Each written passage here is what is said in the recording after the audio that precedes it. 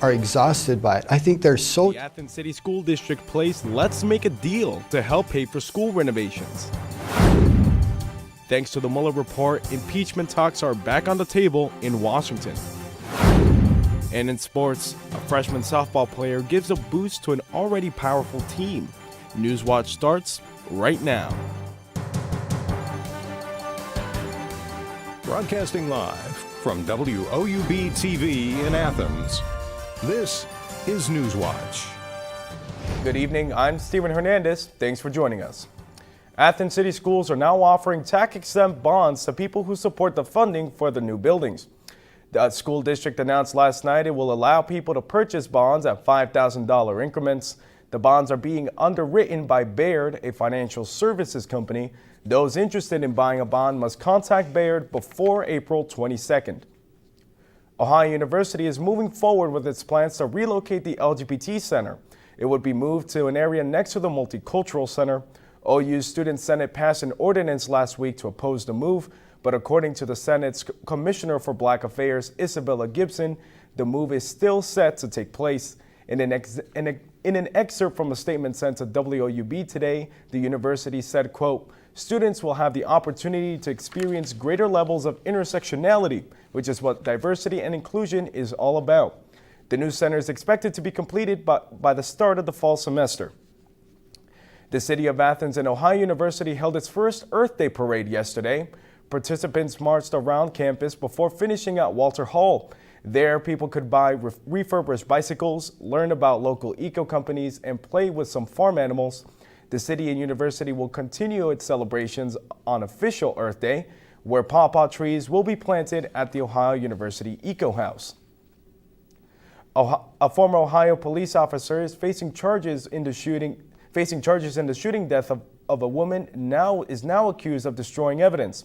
Ex-Columbus officer Andrew Mitchell pleaded not guilty last year in the killing of 23-year-old Donna Castleberry, but as of yesterday, prosecutors are now accusing Mitchell of destroying evidence. He allegedly removed documents and clothes from an apartment in October. He also allegedly destroyed property seized by FBI agents. A former Ohio police officer, Josh Mandel, is now almost gone from social media. Former Ohio Treasurer Josh Mandel, after deleting nearly all his posts on Facebook and Twitter. Mandel has previously been under fire for his use of social media. In 2017, he sided with conspiracy theorists surrounding the Pizzagate conspiracy. He also accused the Anti-Defamation League of inciting terrorism. The move to delete his social media posts now raises questions about Mandel's political aspirations.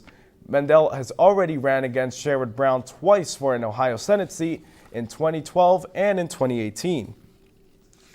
Honda's assembly plant in Marysville, Ohio is set to temporarily idle a second shift production line later this year. The production line produces around 45,000 Honda Accords every year, but as consumers continue to favor SUVs and trucks, the company is deciding to slow production of its smaller vehicles. A company spokesperson said there will be no layoffs, but Honda will offer voluntary buyouts to some employees. The company says the reduction will also affect production at its engine and transmission plants in Ohio.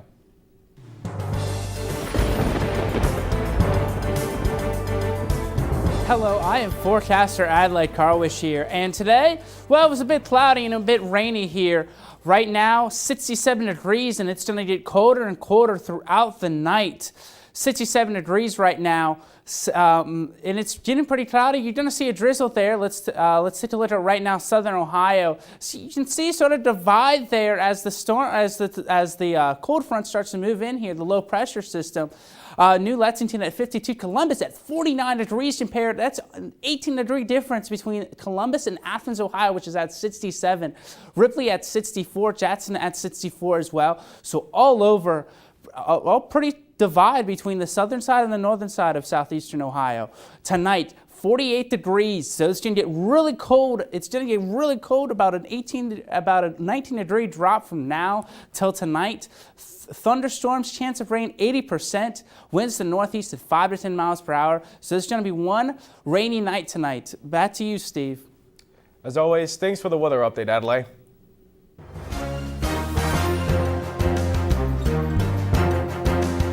A A West Virginia sheriff's deputy is on administrative leave while an investigation takes place in the shooting death during an arrest.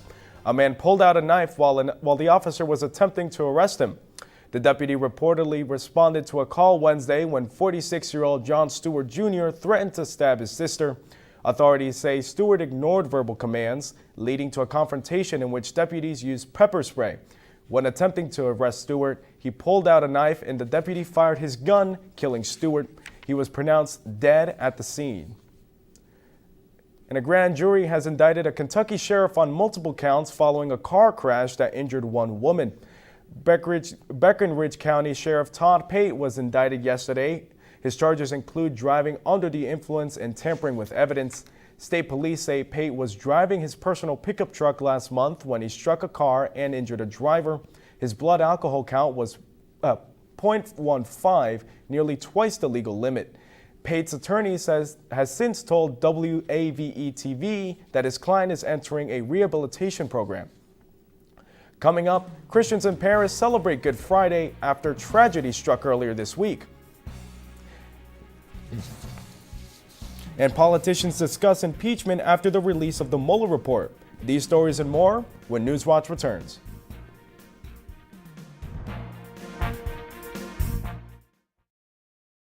WOUB is member-supported public television. Your contribution keeps WOUB available in your community. Become a member with a gift of $60 or more for access to stream more than 1,000 of your favorite PBS programs through WOUB Passport. Programs like Nature, Sherlock, and all episodes of Downton Abbey and Victoria. Pledge now at woub.org. And thank you. This is a box that showed you a world beyond your own. It was just a box, but the world has changed, and so have we. And now the box can be almost any size or shape. And you decide what you want to explore. Anytime, any place. Break out of the box with PBS.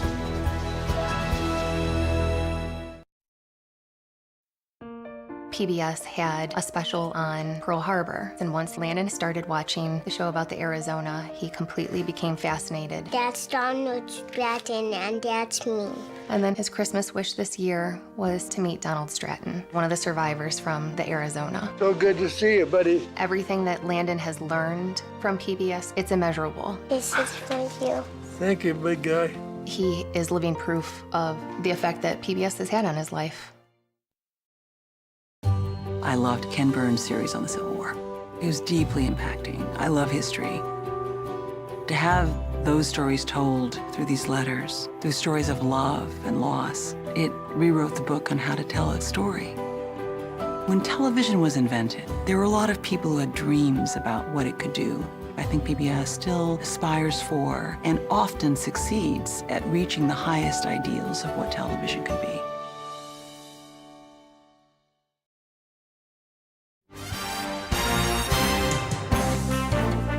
Even though the historic Notre Dame Cathedral has been badly damaged, the faithful in Paris will still celebrate Good Friday. Omar Jimenez is in Paris with the very latest on Notre Dame and how Paris will begin the Easter weekend. The Way of the Cross procession, a Good Friday tradition in Paris, continues. 4 days after a heartbreaking fire tore through Notre Dame, with firefighters battling for 9 hours to save the more than 850-year-old Gothic cathedral. Prosecutors are looking into whether an electrical short circuit could have sparked the blaze. Notre Dame was undergoing extensive renovations at the time. They currently believe the fire was accidental. Officials also continue to assess the safety of the rest of the cathedral, acknowledging that the full extent of the damage to both the structure and the artwork that remains inside may not be known for some time. For the Paris Fire Brigade, it's a case of monitoring the building, monitoring the hot spots that could still be in the structure and in the pile of debris that has accumulated in the nave and the vault. French President Emmanuel Macron has called for Notre Dame to be rebuilt in 5 years. The cathedral's former chief architect expects it will take longer than that, but called the more than $900 million in donations that have poured in from around the globe, quote, exceptional. In Paris, I'm Omar Jimenez. Authorities in Northern Ireland are calling for calm after a journalist was shot and killed Thursday night. The killing of 29-year-old Lyra McKee is being treated as a terrorist incident by police. They suspect dissident Republicans are to blame in her death. The shooting occurred on a night of rioting in the city. During the disturbances, cars were set on fire and crowds threw explosives at emergency vehicles. Ireland's Prime Minister Leo Varadkar addressed the incident today, stressing that the attacker does not represent the nation as a whole. This was an act of fear, this was an act of hate, and this was an act of cowardice. Those who carried it out do not share the views of our nation, nor of our republic, and we reject them. And so this was an attack not just on one citizen, it was an attack on all of us, our nation, and our freedoms. A number of vigils are being held today in honor of McKee. Her partner Sarah Canning addressed a large group of supporters earlier on the street where she was killed. In her speech, Canning said, quote, "Lyra's death must not be in vain because her life was a shining light for everyone else's." The redacted Mueller report has been provided to Congress and the public. So now what? Members are in the midst of a 2-week recess, but political battles continue. Some believe the nation needs to move on, others claiming the fight is far from over. Stacey Cohen reports.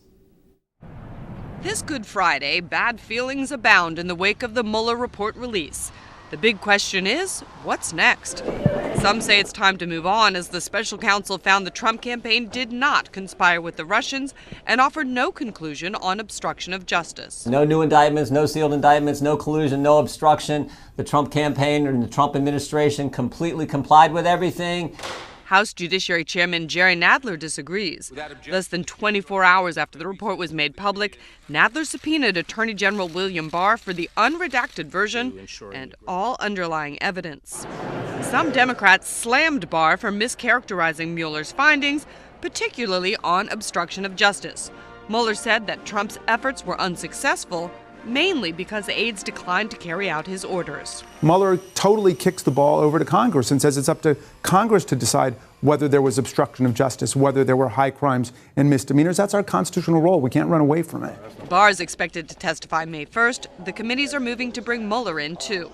Regardless of what the committee finds, House Democratic leadership warns against moving toward impeachment. Republican Chris Stewart offers this warning to Democrats. I think the American people are exhausted by it. I think they're so tired of it.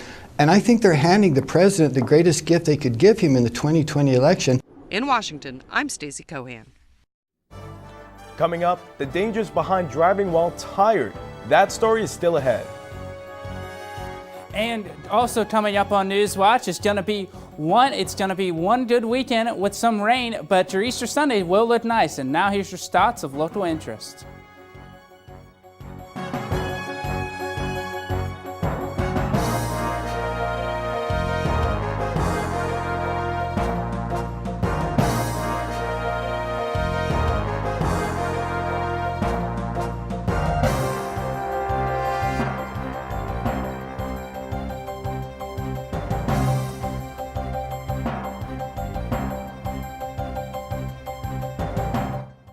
WOUB is member-supported public television. Your contribution keeps WOUB available in your community. Become a member with a gift of $60 or more for access to stream more than 1,000 of your favorite PBS programs through WOUB Passport. Programs like Nature, Sherlock, and all episodes of Downton Abbey and Victoria. Pledge now at WOUB.org. And thank you. I loved Ken Burns' series on the Civil War. It was deeply impacting. I love history. To have those stories told through these letters, through stories of love and loss, it rewrote the book on how to tell its story. When television was invented, there were a lot of people who had dreams about what it could do. I think PBS still aspires for and often succeeds at reaching the highest ideals of what television could be.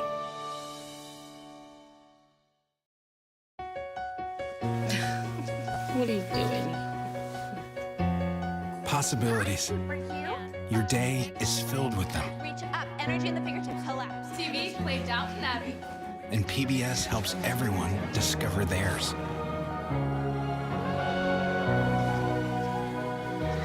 Anytime, anywhere. Up in the sky, you can see it. PBS, we're with you for life. PBS had a special on Pearl Harbor, and once Landon started watching the show about the Arizona, he completely became fascinated. That's Donald Stratton, and that's me. And then his Christmas wish this year was to meet Donald Stratton, one of the survivors from the Arizona. So good to see you, buddy. Everything that Landon has learned from PBS, it's immeasurable. This is for you. Thank you, big guy. He is living proof of the effect that PBS has had on his life. Drowsy drivers are a bigger problem than you may realize. They not only put their lives at risk, but also everyone else on the road. Here's Reed Binion with today's Health Minute. New research from the AAA Foundation for Traffic Safety found that drowsy drivers are a bigger road risk than previously thought. Accidents are 3 times as great during the nighttime hours where drowsiness was a factor. Similar to alcohol intoxication, your reflexes and responses and data processing speed would be slower. The Centers for Disease Control and Prevention says an estimated 1 in 25 adult drivers report having fallen asleep while driving in the previous 30 days. The National Highway Traffic Safety Administration estimates that drowsy driving is responsible each year for about 83,000 crashes, 37,000 of them with injuries and nearly 900 deaths. If you're on the road, make sure you recognize the signs of drowsy driving: yawning or blinking frequently, missing your exit, or drifting from your lane. If you think you're too tired to drive, you probably are, so pull over. Better yet, don't get behind the wheel to begin with. For today's Health Minute, I'm Reed Binion. Wicked weather heading into the weekend. That's what residents in the South, Ohio Valley region, and the East Coast should expect Friday. John Lawrence reports. Severe storms leaving destruction in their wake in places like Copperas Cove, Texas. Just kept getting louder, like a freight train was going over the house, you know. And the house was shaking. You can see what it did to the doors and the trees out here. Alvin Johnson's house and cars both suffered damage. We have our life, we have our health, and just thank God that, he wasn't hurt. That's the main thing. Rain and strong wind gusts in the Waco area, and throughout parts of the Lone Star State, downed trees and power lines. All I could think was, man, Mother Nature.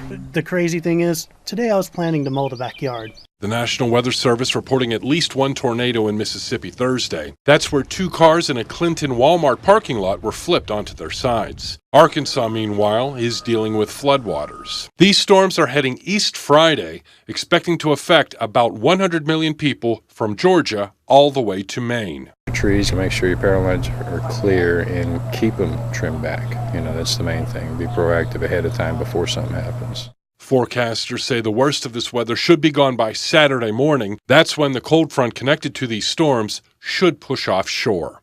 I'm John Lawrence reporting. That's what's happening around the country, but now let's head over to Adelaide for a look at what to expect in our region.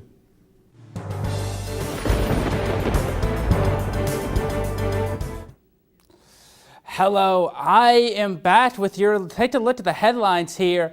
Thunderstorms Friday night, as you heard in that previous segment, giving way to a cooler Saturday and mostly sunny Easter, which should be nice. Let's take a look right now at your weather in Athens. 67 degrees, humidity at 76%, winds to the north at 5 to 10 miles per hour. But it's going to get quite cooler as we go throughout the night. Let's take a look at the rest of southeastern Ohio. Athens, of course, at 67. You're going to see that divide we have. Columbus at 49 degrees, so a pretty solid divide between Athens, Ohio and Columbus, Ohio. New Lexington is at 52, Jackson's at 64, Ripley is at also 64, so pretty divide between the northern side and the eastern side. Hour by hour, here we go for tonight in Athens. By 8 p.m., it should be only 55 degrees, so we're going to have a steep drop from now until 8 p.m. 55 degrees, going to be cloudy and cooler, but the storms start to really kick in around 10 p.m. That's when the storms start to come in, about a 50% chance of storms, 53 degrees there. By midnight, 52 degrees. Thunderstorms are going to be all throughout the night, and they should be out of the area by Saturday morning, probably around then. And let's take a look tonight at Athens, Ohio. 48 degrees, thunderstorms, chance of rain 80%, winds to the north-northeast at 5 to 10 miles per hour.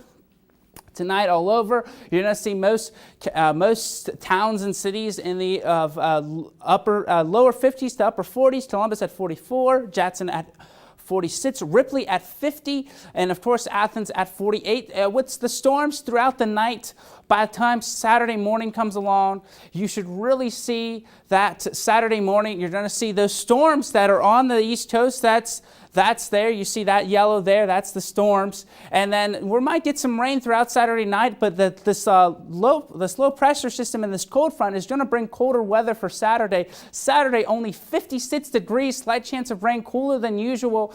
We head into Saturday, southeastern Ohio, most places in the mid-50s.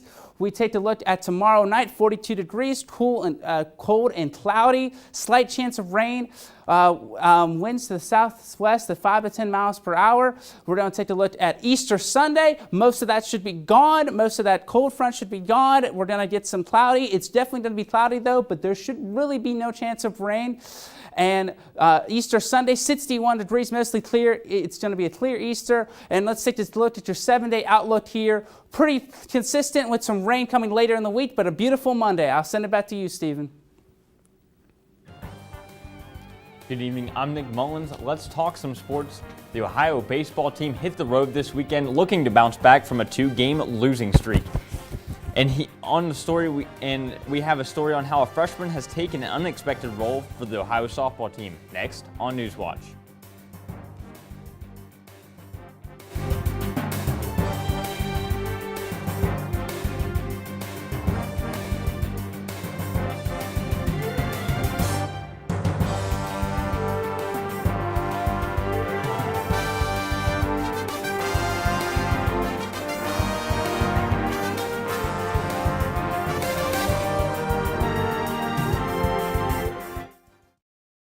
Is a box that showed you a world beyond your own. It was just a box, but the world has changed, and so have we. And now the box can be almost any size or shape. And you decide what you want to explore. Anytime, any place. Break out of the box with PBS.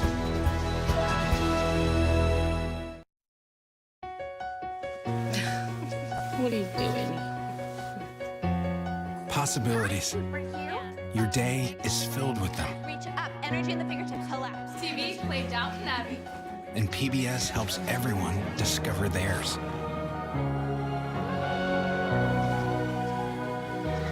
Anytime, anywhere. Up in the sky, you can see it. PBS. We're with you for life. PBS had a special on Pearl Harbor, and once Landon started watching the show about the Arizona, he completely became fascinated. That's Donald Stratton, and that's me. And then his Christmas wish this year was to meet Donald Stratton, one of the survivors from the Arizona. So good to see you, buddy. Everything that Landon has learned from PBS, it's immeasurable. This is for you. Thank you, big guy.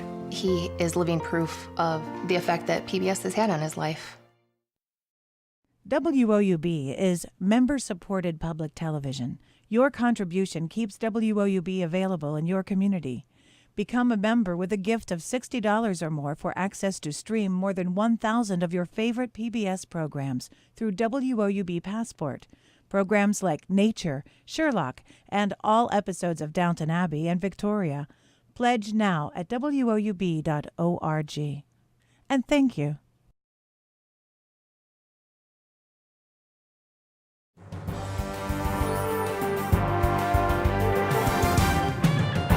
Welcome back, I'm Nick Mullins. Starting off the night, the Ohio track and field team competed in the Virginia Challenge today. The meet started at 9 a.m. and restarted again at 6 p.m. No results as of now. Then tomorrow, the Virginia Challenge will conclude with the event starting at 10, and the Kentucky Open will start tomorrow as the Bobcats at 10 a.m. as well. Then next weekend, the Bobcats travel to Columbus for the Jesse Owens Relays. Moving from track to the diamond, the Newswatch reporter Michael Roth gives an in-depth look on how a freshman is taking a big role for the Ohio softball team. A lot on our senior leadership, but I don't limit our team to being led by upperclassmen. I think everybody deserves a voice. We all do. We all go to practice. We work hard day in and day out. Ohio freshman Caroline Spacek has taken that leadership freedom and has become a crucial part of the Ohio softball team. It's been a natural thing for me. Like, I love to be the one to keep the team up and everything, and I think it helps when we're all up and ready to play and just have that energy the whole entire game, because whenever we get down, those lulls are the things that keep us down, you know? Spacek might just be a freshman, but she already has respect from the upperclassmen on the team.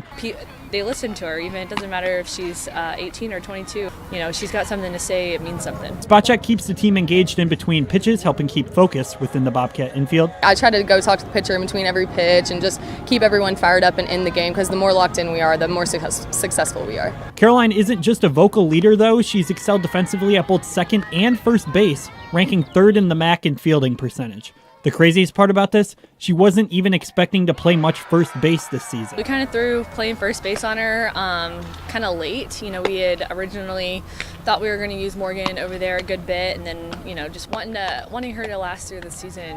And I think, you know, taking her out of being at first base and putting Carol over there, she's stepped right in and didn't skip a beat. Spacek has also grown a lot throughout the season at the plate, adjusting to the collegiate level. Oh, for sure. It was a huge adjustment coming from high school and even travel ball to this level. I mean, MAC play is a high level of play, but I think it's getting better as I go on and see new pitchers. Look for Spacek and the rest of the Bobcats to make some noise in the closing stretch of the season. Staying on the diamond, the Ohio baseball team is unlike the softball team, is in a 3-game series this weekend against Eastern Michigan. The Bobcats are coming off 2 straight losses to Toledo. Despite the losses, Ohio comes in with 10 wins to the Eagles' 8. Game 1 got underway at 5 p.m. today with Edward Cutt, the 4th on the mound for Ohio. Cutt is 2-1 this season. Ohio is currently winning 5-1 in the top of the 7th. Game 2 will be played tomorrow at 3 p.m. and will wrap up the series on Sunday at 1 p.m. Staying with baseball, let's move a couple hours north to the majors. The AL Central leading Cleveland Indians are coming off a 3-game sweep of Seattle Mariners. There was supposed to be a game tonight against the Atlanta Braves, but due to rain, the game was postponed. Now the Indians will play a doubleheader against the Braves tomorrow. Corey Kluber will start the first game, and Trevor Bauer will take the mound for the second. This will be the first game of two games of a 4-game series. And in other news, Cleveland first baseman Carlos Santana became a United States citizen today. I'm Nick Mullins, and that's it for sports. Back to you, Stephen. Thanks, Nick. Chicago is known for its sports teams, the Bears and the Cubs, but donkeys are another matter altogether. On Wednesday, a donkey was spotted on Interstate 90 near Arlington Heights. You want to call the state or somebody? Somebody lost their donkey, County. The donkey apparently escaped from its trailer. Within an hour, the animal's owners appeared on the scene and relocated their donkey, whose name is Dusty.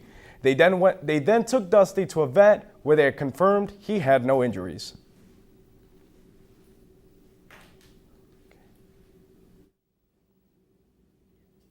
And welcome. Let's take a look at our weekend outlook here. 48 degrees on Friday. Storms throughout the night. They should be dawned by Saturday morning, but Saturday morning is going to be cold. Only 56 degrees, and we're in late April. So get your jacket out one more time. Cloudy and cold. Easter Sunday, 61 degrees. Mostly cloudy, but you'll still have sun. It's going to be much. And send it back to Stephen.